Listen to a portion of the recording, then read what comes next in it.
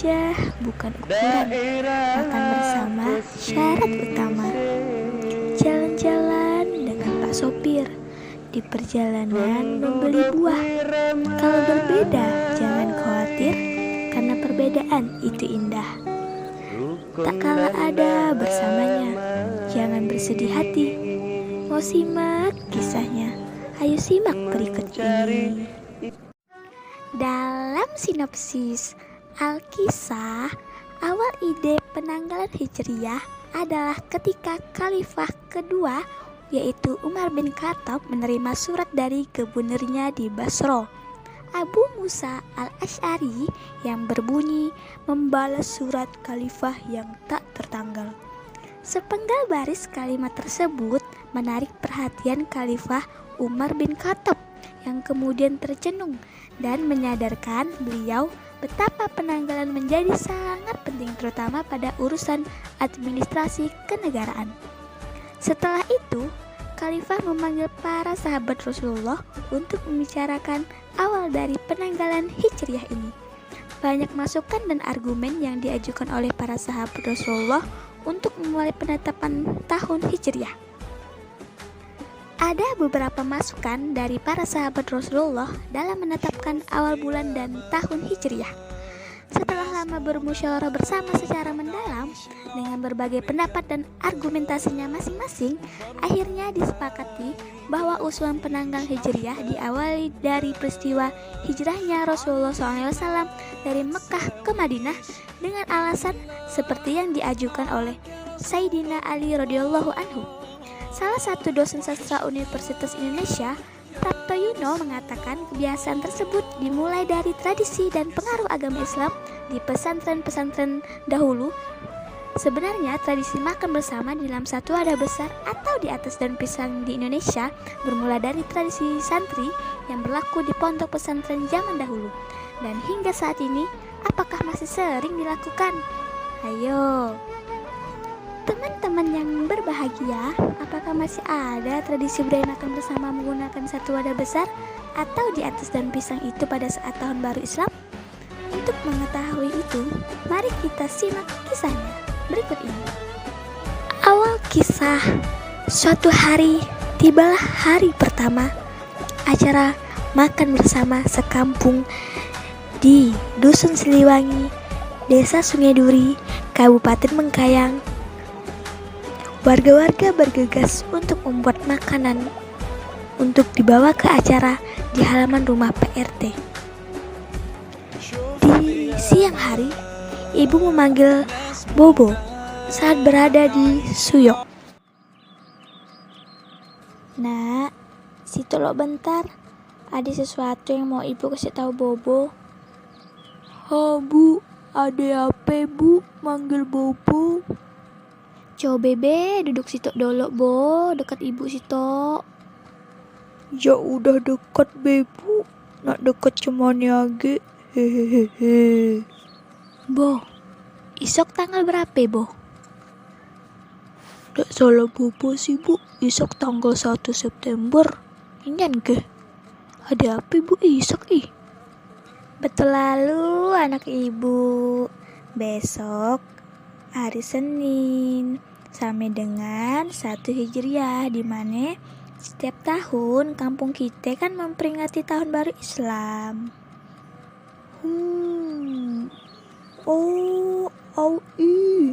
Lupa Bobo bilang ke ibu be acaranya ya. Daan PHP bebo, ibu tadi pun jumpe Bu Yaya dan Pak Redo. Dia nak pergi belanja di Flamboyan nun.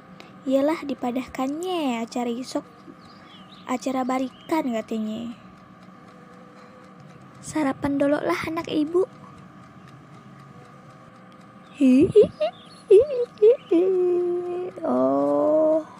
Oh lah bu, Bobo sarapan dulu ih. Sesaat mereka ngobrol bersama di meja makan, tiba-tiba selesai makan, Bobo tidak habis. Padahal nasi yang ia ambil sedikit. Lalu ibu melihatnya dan ibu langsung berkata, "Oh, Bobo ngapain makan dan habis Bo? Ya Allah Bo, merusik kau tuh Kenyang bobo bu. Hehehehe. Ya Allah Bo, habisilah makanmu ye. Dan boleh bersisa geye, dan baik rezeki dibuang-buang. Kalau siapa yang habisi makanmu yang dah diaduk-aduk geye. Aduh, anak habisi. Dan baik merusik. Kenyang bobo bu. Dibuang aja bu kan tak nage nak bobo makan. Ya Allah, anak bong rezeki ndak boleh Bo. Ye, ibu susah payah nak beli beras untuk bobo makan. Kesian ibu bawa duit ibu sikit agak to nak beli beras. Janji loh, bobo habiskan nasinya kelak. Ibu janganlah marah-marah macam ini. Dan baik ibu marah-marah macam ini tahun baru Islam tak ya bu ya. Pandai lalu anak ibu merayu mak Angi supaya ndak marah dengan dia. Hehehe, siapa dulu? Bobo gitu loh, anak ibu yang paling ganteng sekali. Keesokan harinya, bertepatan di hari Senin, memperingati tahun baru Islam. Bobo membantu ibu di pagi hari untuk memasak masakan yang hendak dibawa ke acara. Dan jam pun sudah menunjukkan pukul 9.30 waktu Indonesia Barat. PRT menyuruh warga untuk segera merapat dan membawa makanan masing-masing. Dan warga satu persatu datang memenuhi halaman PRT dan duduk bersimpuh yang beraskan karpet karet. Mereka bersempanjang dan di hadapan ada banyak lauk pauk dari warga kampung. Saat acara makan-makan yang dipandu oleh PRT dan warga pun mulai menyantap masakan dan saling tukar-menukar masakan. Tiba-tiba Bobo makan tidak habis lagi. Kesalahan yang amat sering Bobo perbuat. Dikarenakan kebiasaan Bobo yang sering makan tidak habis dan bersisa di rumah. Boyem yang di samping Bobo pun berkata, "Ngapain dana habis makanan nih, rezeki membazir nanti menangis nasinya ndak dimakan." Setelah semuanya selesai makan, ada seorang tokoh agama yang menyampaikan sedikit tentang keutamaan makan bersama dan mengapa orang tua menyuruh anaknya makan harus habis dan tak bersisa. Nah, ayo kita simak penjelasannya. Assalamualaikum warahmatullahi wabarakatuh. Kepada warga-warga yang saya hormati dan anak-anak yang saya sayangi, dalam satu hadisnya Rasulullah SAW juga menjelaskan yang dimaksud dengan silaturahmi yang berbunyi, laisal wasilu bil mukafi'i walakini walasilul lazi iza qata'at rahimuhu wasolaha, yang artinya silaturahmi bukanlah yang saling membalas kebaikan, tetapi seseorang yang berusaha menjalin hubungan baik meski lingkungan terdekat relatif merusak hubungan persaudaraan dengan dirinya. Hadis riwayat Bukhari. Itulah pentingnya kita menjalin tali silaturahmi, hubungan baik dengan tetangga. Tradisi kita ini memang bagus sekali karena menandakan kebersamaan dan memperkuat kekeluargaan. Bagaimana tidak, dengan adanya makan bersama di atas daun pisang, kita duduk sejajar hingga tidak ada sekat sosial ekonomi yang memisahkan antara si A dan si B, juga si C. Bahwasannya para sahabat bertanya kepada Rasulullah SAW, mengapa kita makan tetapi tidak kenyang? Rasulullah balik bertanya, apakah kalian makan sendiri-sendiri? Mereka menjawab, ya, kami makan sendiri-sendiri. Rasulullah pun menjawab, Makanlah kalian bersama-sama dan bacalah basmalah, maka Allah akan memberikan berkah kepada kalian semua. Hadis riwayat Abu Daud. Demikian anjuran Rasulullah dipegang teguh oleh para sahabat dan keluarganya. Hingga sampai saat ini, para habib dan kiai di pesantren yang tidak mau makan sehingga datang satu teman untuk makan bersama. Karena makan sendirian bagi mereka adalah sebuah aib yang harus dihindarkan, sebagaimana Rasulullah tidak pernah melakukannya. Fungsi tradisi kita ini untuk memperkuat solidaritas di antara warga kita agar tidak mudah terpecah belah antar warga. Dan nasi yang disisakan piring akan menangis dan mengeluarkan air mata bila tidak dihabiskan. Mengapa? Why? Ini kisah orang tua yang dahulu-dahulu untuk mendidik anak. Ini dibuat untuk mengedukasi bahwa nasi adalah hal yang patut diperlakukan sakral. Ada cerita di balik kesakralan nasi. Dalam kepercayaan, nasi dikaitkan dengan sosok Dwi Sri, Dwi padi yang menggambarkan kesuburan, termasuk memberi kehidupan kepada manusia. Namun, kita tidak membahas lebih dalam tentang Dwi Sri itu. Saya ingin bertanya, apakah nasi bisa menangis? Nah, ayo. Jadi dalam kehidupan sehari-hari, kita tentu saja tidak pernah menemukan ada nasi yang menangis karena dibuang. Kalaulah nasi bisa menangis, kita pasti akan ketakutannya ndak? Namun perlu diketahui bahwa setiap yang ada di langit dan bumi senantiasa bertasbih kepada Allah Subhanahu wa Ta'ala dengan caranya masing-masing.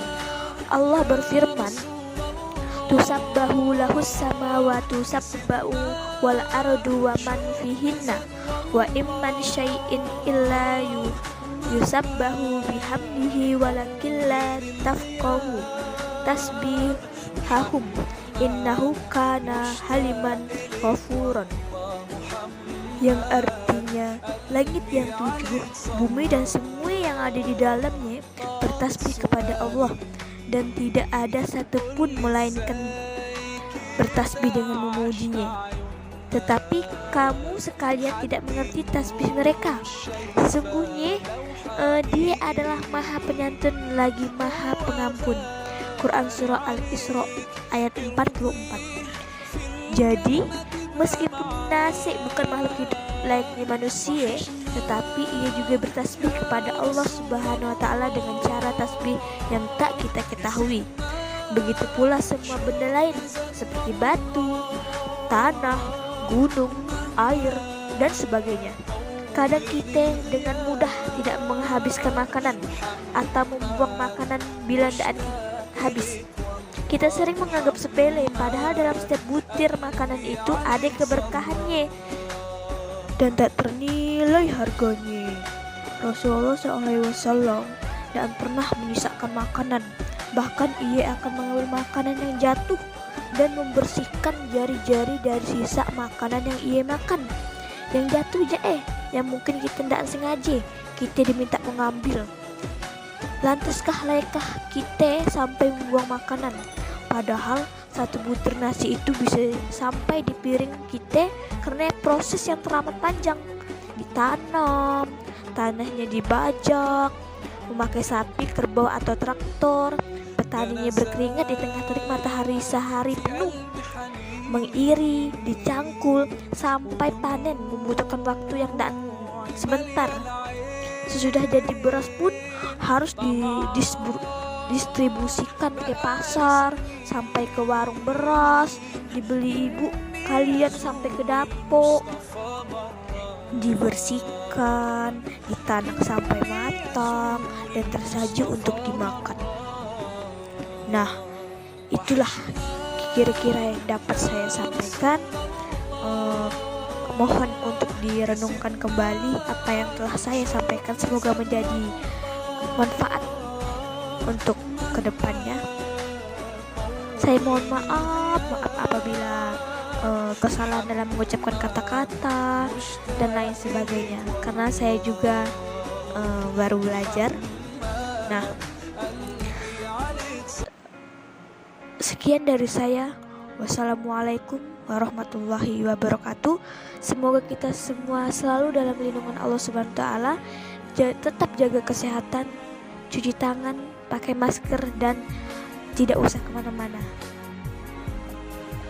Setelah mendengarkan penjelasan dari Pak Dedi tadi, Bobo diam sejenak, dan Bobo pun mulai menyadari betapa berharganya ketika makanan itu tidak habis, dan Bobo pun menyesali hal tersebut.